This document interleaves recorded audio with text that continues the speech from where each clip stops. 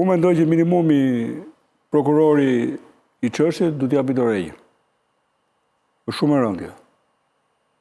O ka vepër penale dhe mendohet mirë kur e komunikon akuzën, ose nuk ka. Tani ne jemi marrë me atë në media, atë zotrin, ka hyrë, ka dalë, nuk është pa pasoja e gjithë ngjarja mbi kurrizën e tij. Kjo unë këtë mendoj. Nuk e shoh fare të logjikshme dhe të arsyeshme që komunikosh akuzën, pastaj e heq. Jam përballur me raste të tjera, privatizimin e OSSH-s nga Çezi, ka bërë luftë madhe, gjykata dhe prokuroria ta mbyllin që në fillim, mos filloj çështja, mos fillim çështje. Aty është mali me fakte, lidhja shkak pasojë e të gjitha investigimet e duhura, po të hynin në gjykim për ta filluar çështjen, nuk dile më nga ajo gjë. Kam bërë nami për ta mbyllur.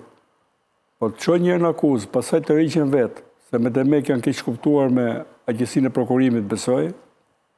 Unë e shoh ka pasur mundësi. Pastaj kur jepen deklarimet, ata kanë thirrë për deklarim para shumë muajsh.